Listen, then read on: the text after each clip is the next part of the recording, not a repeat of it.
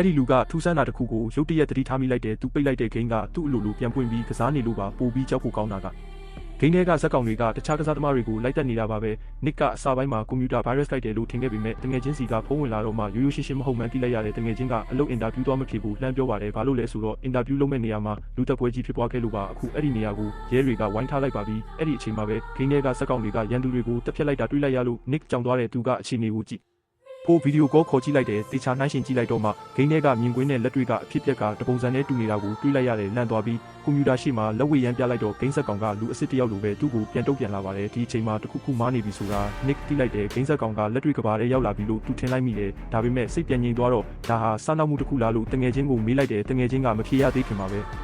ဂိမ်းဆက်ကောင်ကသူ့ကိုအပြေးပေးလိုက်ပါတယ်ဒါကနစ်ကိုချက်ချင်းထိတ်လန့်သွားစေခဲ့တယ်တိုက်ခိုက်တဲ့လူကဘလို့ပုံစံလဲလို့တငယ်ချင်းကိုအမြန်မေးလိုက်တယ်အဲ့ဒီအချိန်မှာသတင်းထောက်တစ်ယောက်ကအသက်ရှင်ကျန်ရစ်သူကိုမေးမြန်းနေပါတယ်တရားခံကဘောင်းဘီအဝါဝတ်ထားပြီးဓာမကြီးကင်ထားတယ်လို့ဖြေပါတယ်ဒီအချက်တွေကဂိမ်းဆက်ကောင်နဲ့တစ်ထက်တည်းတူနေပါတယ်ဒါကြောင့်ဂိမ်းဆက်ကောင်ကလူတက်သမားပဲလို့နစ်ခယုံကြည်သွားပြီးတငယ်ချင်းကိုအမြန်ပြောပြလိုက်တယ်ဒါပေမဲ့တငယ်ချင်းကတော့သူစိတ်ထင်ရောက်ထင်မှဖြစ်နေတယ်လို့ပဲထင်နေပါတယ်သူတို့နှစ်ယောက်ငင်းခုန်နေတော့မှပဲရဲရရှိတစ်ယောက်ကတငယ်ချင်းစီလျှောက်လာပါတော့တယ်